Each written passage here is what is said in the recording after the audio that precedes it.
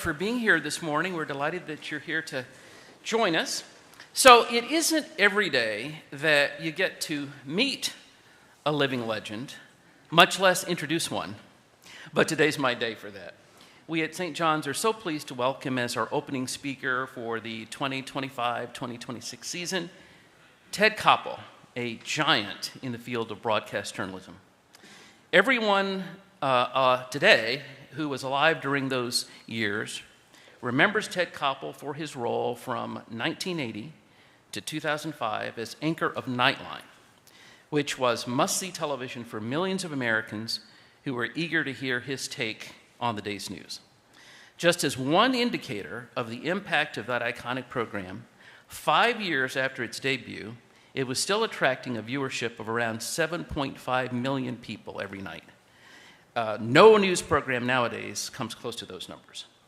After Nightline, he served, among other things, as managing editor for the Discovery Channel, a news analyst for NPR and BBC World America, and as senior contributor to CBS News Sunday Morning. Among his many awards are 9 Overseas Press Club awards and 43 Emmys. So Rob and he are going to have about 30 minutes of a fireside chat conversation, and then afterwards, per usual, we'll have about 10 minutes or so of Q&A. So with that, please join me in giving a warm round of applause to Ted Koppel and to Rob as they come up and begin their conversation.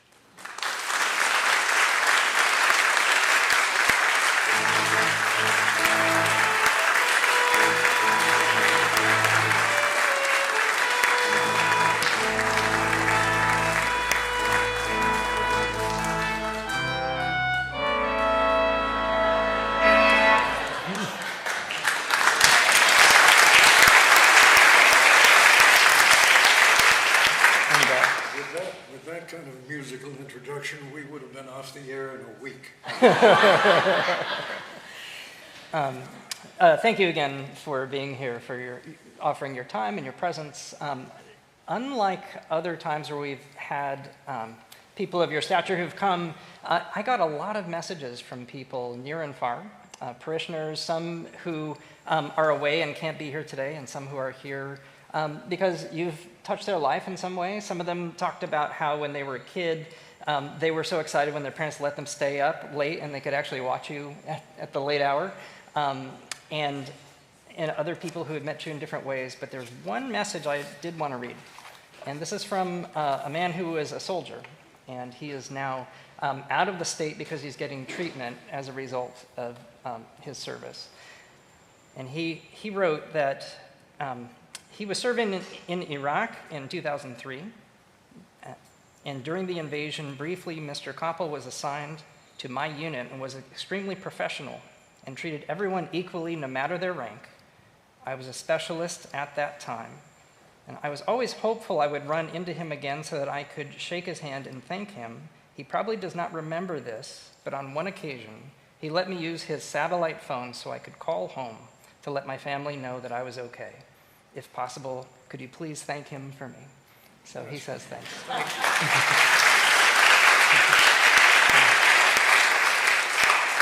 It's less noble than it sounds. I wasn't paying the bill on that front.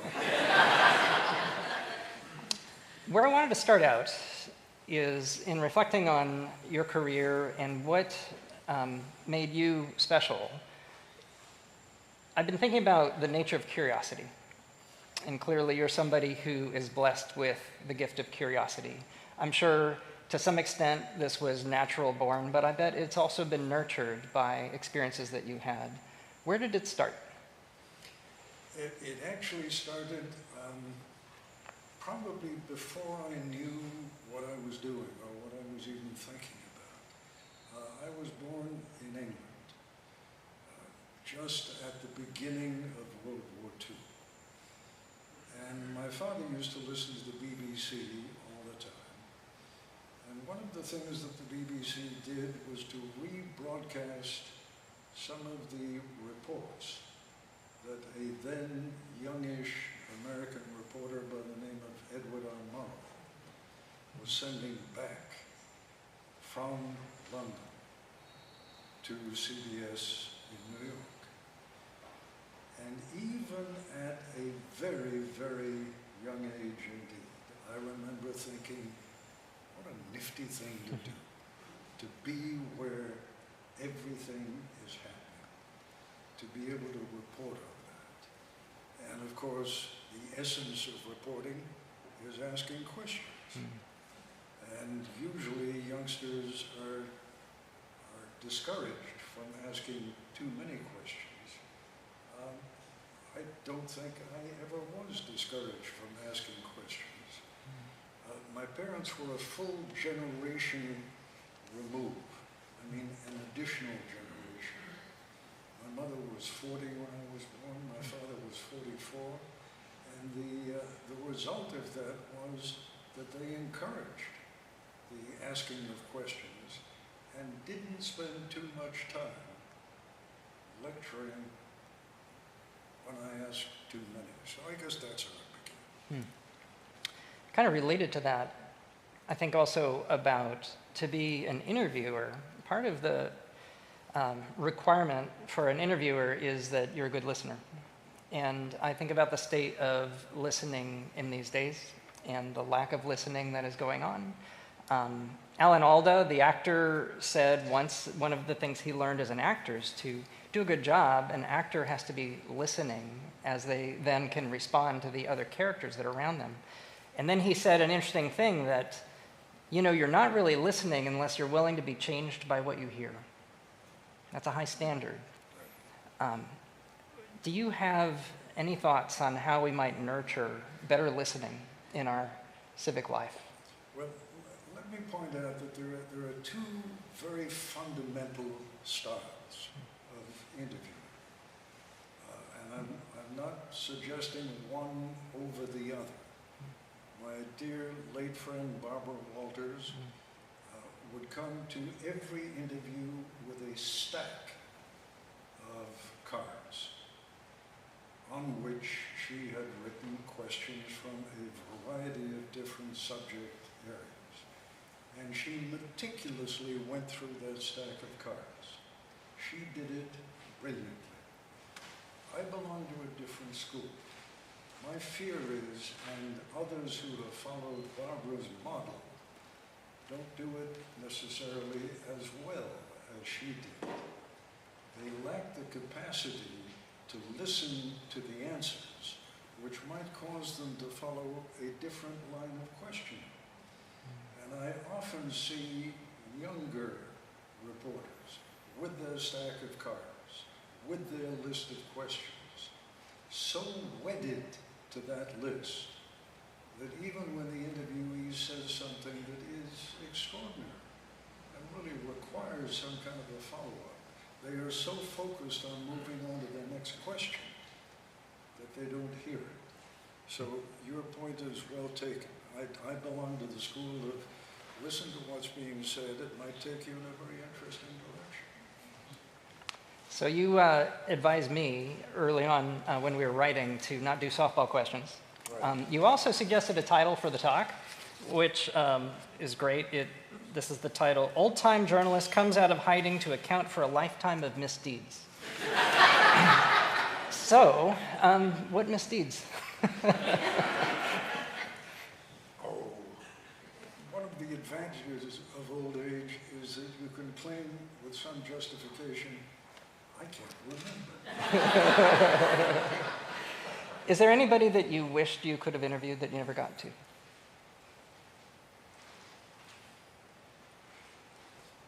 Interesting. Very few.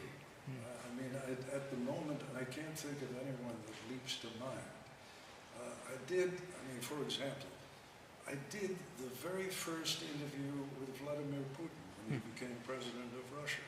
I happened to be in Moscow at the time. And it was quite literally, they wouldn't let us sit down for the interview because it was going to be very short. So we were standing there, and they had allocated something like 7 minutes for the interview. And after 10 minutes, one of Mr. Putin's aides was literally crawling on the floor, tugging on my pant leg to signal that the interview was over. which I didn't understand. I don't speak Russian, frankly, Polish. So the interview went significantly longer than it was intended to. But that was an interview I'd love to be able to do again, knowing what I know now about Putin. I did one of the, if not the first interview with Nelson Mandela when he came out of prison. Extraordinary. I was with Mikhail Gorbachev in the Kremlin on his last day, sitting on the other side of his desk as he and George Bush said farewell to one another. Being a reporter gives you the extraordinary privilege, not only of being where important things are happening, but having the excuse of being able to bother the most important people in the middle of that event. It's been a great life, it really has. To sustain you over the years, I imagine you probably have some practices, daily disciplines. Maybe it's reading the news, maybe it's which news you choose to read. What are some of the things that you've done over your life that have served you well? Coffee. Things over which I really have no control, and that is curiosity. I still begin every day by reading the New York Times and the Washington Post and the Wall Street Journal. I am sort of fascinated if we can talk a little bit about what's changed in news coverage. I'm sort of fascinated by going online, which I rarely do to get my news, to see, and those of you who go online, and I see a few white silver hairs in the audience here, so maybe you're as bad at this as I am. But I find myself looking at news almost of the second, where people online, reporters, are doing a line of copy at 10:33. And then at 10:36, there's another line of copy. The person that they're covering, the president or whoever it may be, has just done something or said something, and there's a line of copy. And then 5 minutes later, there's another line of copy. And I compare that to what used to be the case when I was a young reporter, for example, in Vietnam or Laos or Cambodia. And we would write scripts out in the field and then send the film, and it was film, not videotape, send the film somehow back to Saigon. In Saigon, it would be transferred usually to Tokyo. From Tokyo, it would be flown to Los Angeles. From Los Angeles to New York. In New York, a motorcycle courier would be at the airport, would take the film into ABC, or CBS, or NBC. The film would be processed. Then the film would be edited. Then that edited film would be matched with a narration that the reporter, in this case me, might have done 2 days previously. So by the time you, or your parents, had seen the report on the news that evening, it was something that I had recorded 2 days prior. You write differently when you know that your copy has to survive at least 2 days. Maybe a little broader view, a little wider outlook. Maybe you're a little more careful about what you write. But I'm not sure that this instantaneous covering events every 2.5 minutes serves a larger purpose. I don't know. I think this is something, maybe a paraphrase of something that you said that I heard. It becomes a bias of the recent over the important. Yes. I wish I had. We can claim it together. I happen to be married to a journalist, and she went to NYU, got her master's in journalism. Being married into that world, getting to know her friends, I got a sense as a non-journalist about the ethics that are involved, how seriously real journalists take journalistic ethics and think about the way that they hold themselves, the way that they approach their craft. When I hear people, sometimes just random anecdotal conversations where people say a word about journalists, the way they describe their view of who journalists are doesn't reflect the journalists that I've known, who are the people who practice it seriously, like I'm describing. But I also know that there are journalists out there that do give the profession a bad name too. And I guess my concern and my question is, do you see a way, is there any hope that you may have for how we could reestablish trust in media? I fear that the answer is no. And the reason is because anybody can do it now. I mean, literally, anybody, any one of you can take his or her cell phone and communicate with a larger audience than most local newspapers around the country have. Any one of you. This is probably a pretty good group. I wouldn't mind reading what you have to say. But when I say anybody, I mean anybody.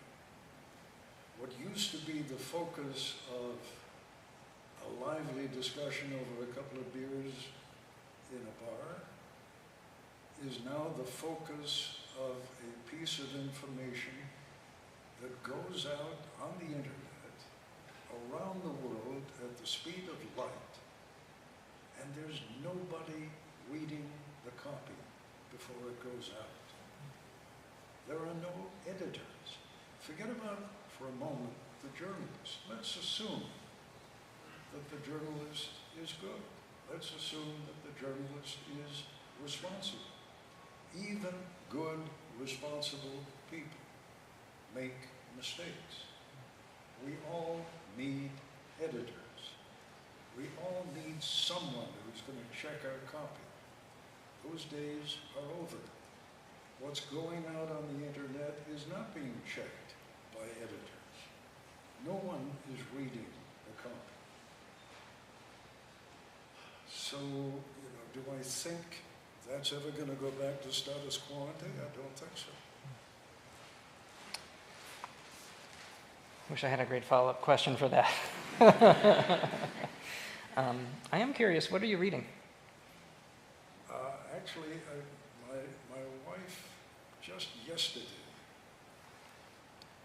asked me to download. She took a list of great classic novels, and she asked me to download 3 of them, and I'm reading one of them right now. And that's Forrester's Passage to India, which is great. I mean, it's not just good, it's great. You want to read about, you want to hear about colonial racism? Boy, does he have it. He really does. It was a wonderful book.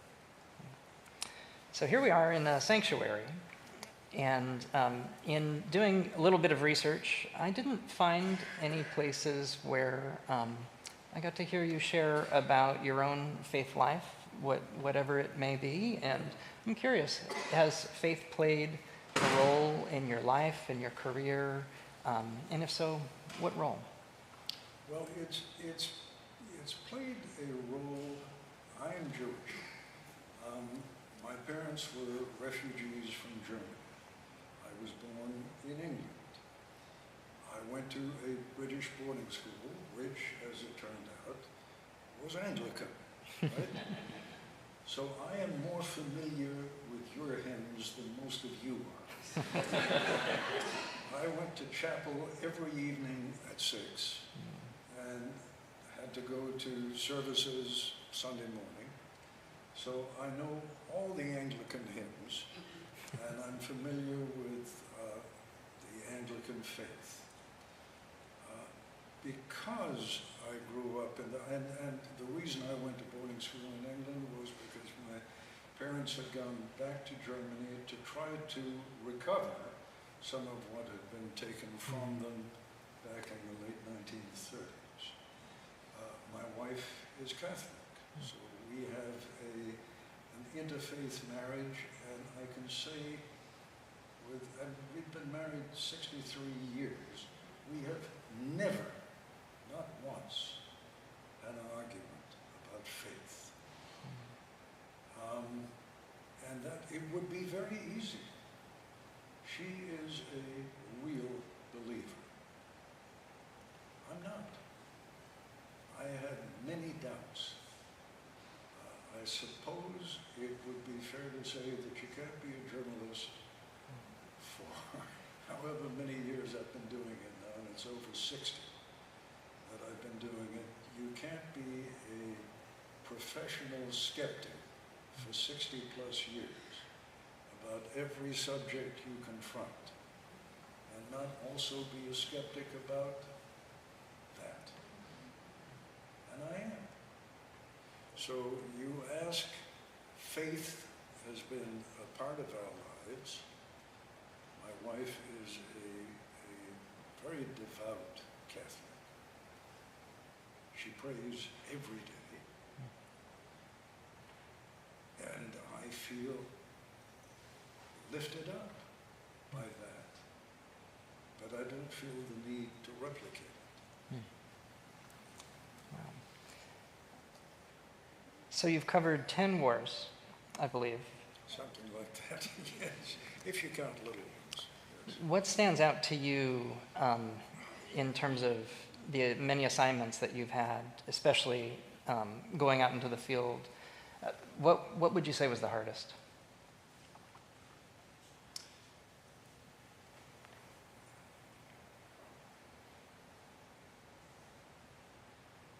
Well, it's interesting.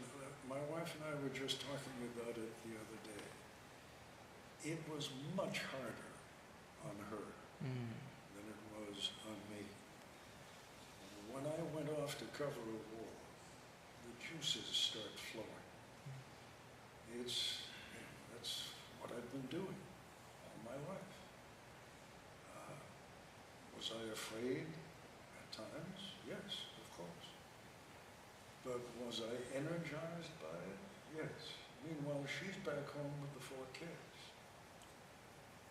And, you know, when we talk about, and I think we should a little bit, the difference in communication as it was when I was in Vietnam in 1967. When I was in Vietnam, we had no means of direct communication with one another. There was no phone service. She and our children at that time were living in Hong Kong.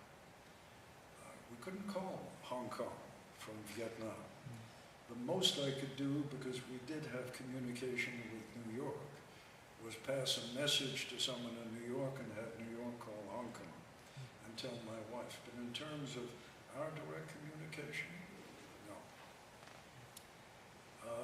We live in an age of the iPhone, instant communication. I was in Cambodia in 1970, covering the beginning of that war. And from Cambodia, you actually could call Hong Kong. So I went to the PTT, the Post Telephone and Telegraph. You had to book a call. I booked a call to my wife in Hong Kong. It took about 2.5 or 3 hours. Young lady called, Monsieur Koppel, votre appel à cabine 3. Your call is in cabin 3. And my wife is on the other end of the phone, and she says, honey, I'm just getting the baby a bath. Can you call back in 10 minutes? No!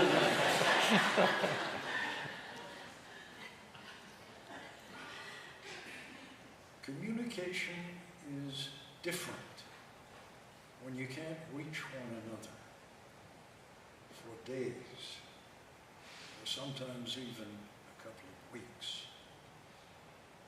We would write letters almost every day. And then when I heard that someone was leaving Vietnam for Hong Kong, they would pigeon the mail, drop it off at the ABC office, and then calls would go out to people in the field of intelligence, military, other journalists. Your husband, your wife has just sent letters. They're waiting at the ABC bureau. You can pick them up. And vice versa. But what happens then is you get a letter saying, so-and-so, one of the kids is sick, running a temperature of 102. Before you get the next letter that lets you know it's okay, a week passes, or 10 days pass. How that has changed the world for the better or the worse, I leave you to think about, but consider it. There are just, communication meant more back then. Getting a letter was huge. Writing a letter was important.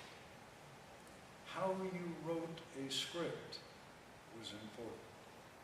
It had to survive at least 2 days, maybe more. The fact that we have the capacity to communicate instantly does not mean that what we have to communicate is any smarter than what we used to write 30, 40, 50 years ago. I would argue quite the contrary. Wow. So this is the last question that I want to ask, and in some ways maybe easy, but also maybe a hard question, especially as we're talking about so much has changed, just the format of how we do what we do. I do think, and I think about this in the church, by the way, the format is changing, yet the vocation remains the same. And I still believe in journalism. I think the vocation remains. It's still there. It's still important. And we still need talented, curious, aspiring people to get into it. So the question, what would you say to somebody who aspires to enter into journalism today? I say do it. We desperately need good journalists. You know, the fact that everybody can communicate, the fact that everyone can play a journalist, doesn't mean that we don't need the real thing anymore. We need real journalists more than ever. The fact that journalism has become terribly partisan now, on both sides of the aisle, is a bad thing, period. It just is. It didn't mean that those of us from the old-fashioned school of journalism that we didn't harbor secret partisan thoughts. Of course we did. I would even acknowledge that back in the 1960s, 70s, into the 80s, journalists tended more often than not to come down on the liberal side rather than the conservatives. Conservatives were kind of a rare breed back in the 60s and 70s. God bless George Will. What would we have done without him? And William F. Buckley. But they were, you know, a handful. Most journalists tended to skew a little bit on the liberal side.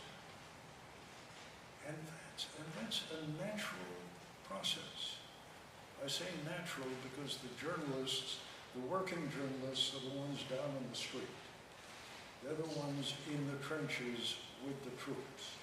They tend to see things from the bottom up rather than from the top down. and therefore it's not unusual that they would be more liberal than conservative. But the fact of the matter is, we tried. Believe me, we really did try to be as non-partisan as possible. And I would take the journalism of the 1960s and 70s, particularly television journalism, and put it up against what is being done today, and argue it was probably a cleaner version of the story than what you're getting these days. Everything these days has a little bit of the taint of, you can kind of tell where the journalist is coming from. Our critics used to say that of us also, but it's more true today than it was then. You've given us a lot to think about. Thank you. Thank you. And so we'll open it up to questions.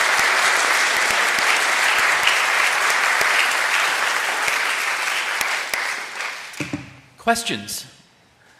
Please make it a question rather than a statement. Please one question, and make it as concise as possible so we can get as many in as we can. Regina. Thank you for that wonderful conversation. If you were to interview President Trump today, what would you ask him? You know, I've thought about that quite often. And it wouldn't be the kind of interview that I suspect many of you would hope for. There are times, particularly when you're up against a subject who is really good at what he or she does, that you have to let him run. You have to let him go. I would throw him a lot of softballs. And follow up. The follow-up is important. But I'm not sure I would walk in with a ton of very clever questions. He's brilliant at evading those. And he has a lot to say. You may have noticed. I'd love to let him run. I'd love to do a 1 hour, 1.5 hour interview. Conversation rather than interview. Phil. So in your career, you've interviewed so many different people, and I imagine after those interviews, sometimes you will be thinking, this person is amazing. I love that person. I admire that person. But I imagine far more often than not, you wonder, how did this person get into that position? And I'm not able to actually say what I really think. What fraction of the time do you walk away feeling that way? Do you want to repeat the question, Clark? The question was, you must think occasionally over the course of your career, how did this person get to the position he or she is in, given what it is you're hearing? Well, yes. that thought has occurred to me. I will simply tell you,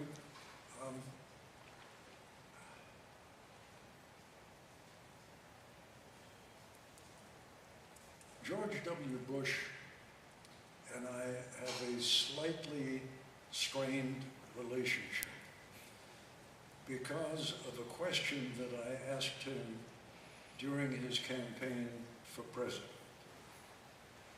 And it went something like this. So tell me, Governor, you've been governor of Texas. You had a part interest in a baseball team. I mentioned a couple of other things. What is it that you think qualifies you to be president? And he jumped in and said, yes, but I did this and I've done that. I said, yes, but we're talking about of the United States. He never granted me another interview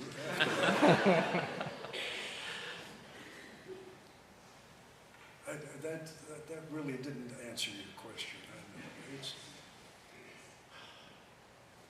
most interviews, all interviews,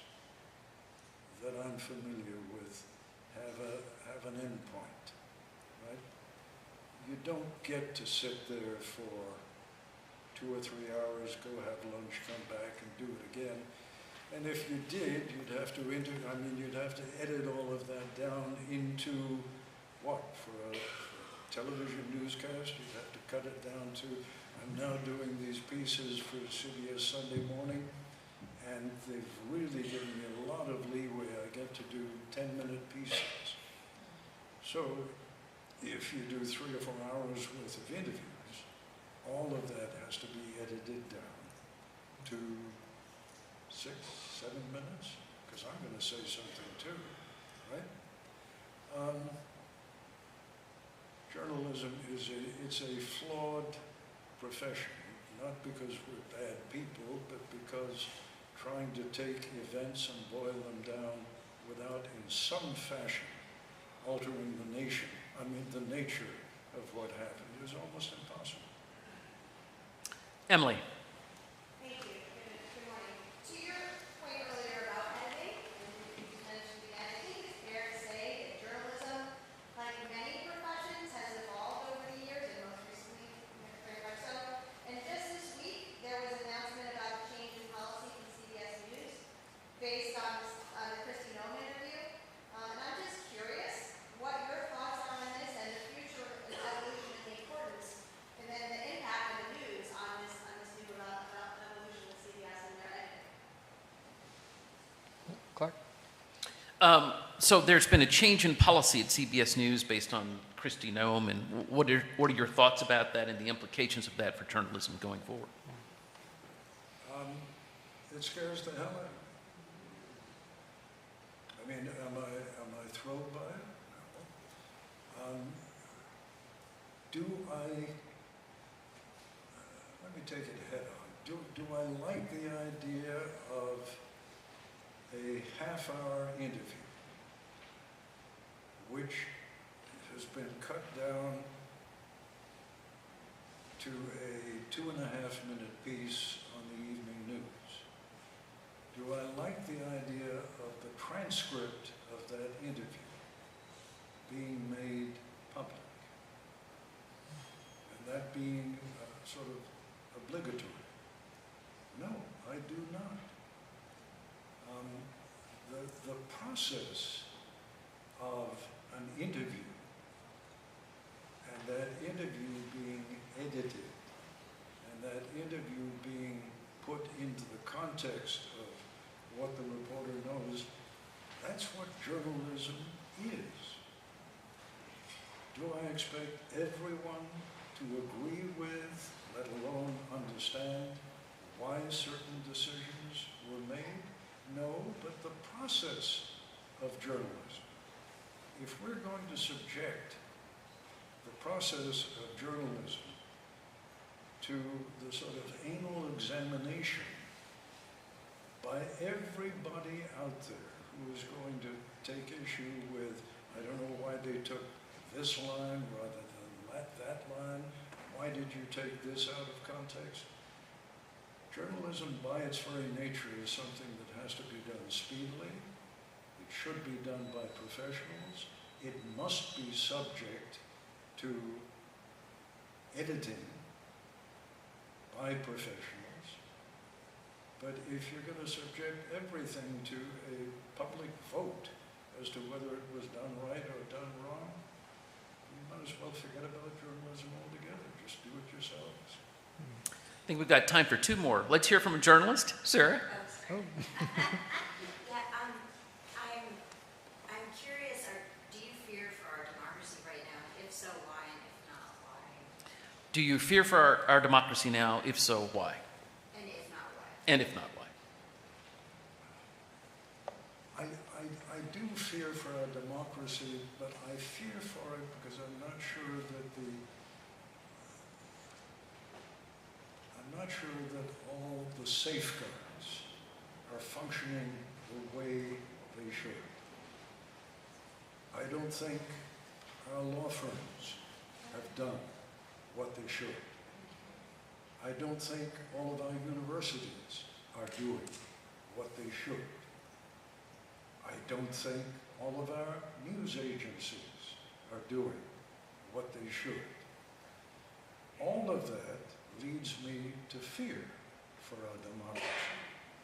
Because if all those agencies are somehow scared, or running scared, or not doing their jobs appropriately, then we are doomed.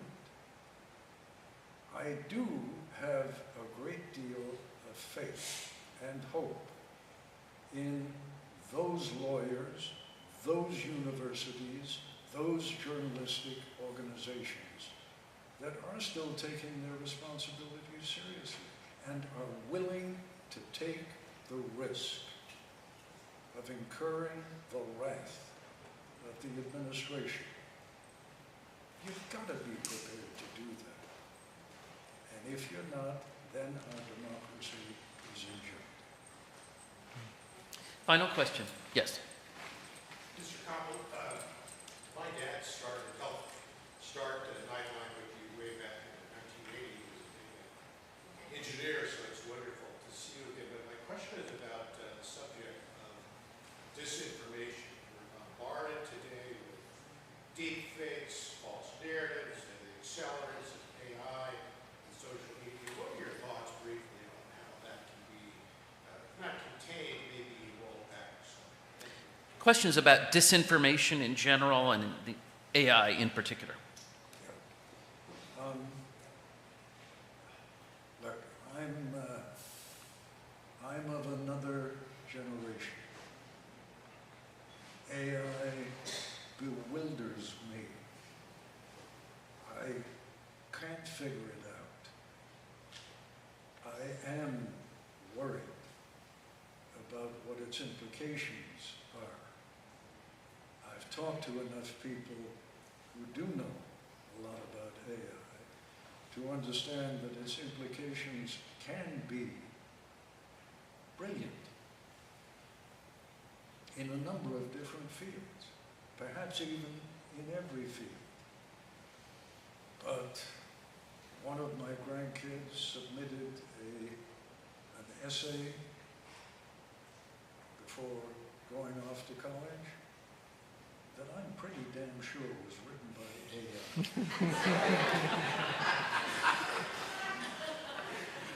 And I didn't know what to say. I really didn't. To raise the issue would have been to suggest doubt on my part that this person could have written this essay.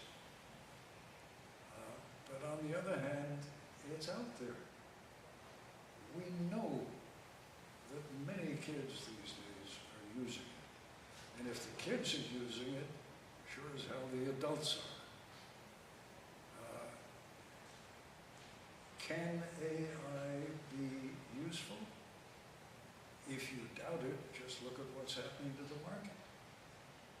The market is soaring because of the implication of what AI can and ultimately will do. So, it's at the very least a mixed blessing. I put it in the same basket with the implications of the previous question. Can it sink democracy? Can it restore democracy? The answer is either, both. I've always wanted to end something this way. Time will tell. Everyone, please join me in thanking Ted Koppel for being with us today.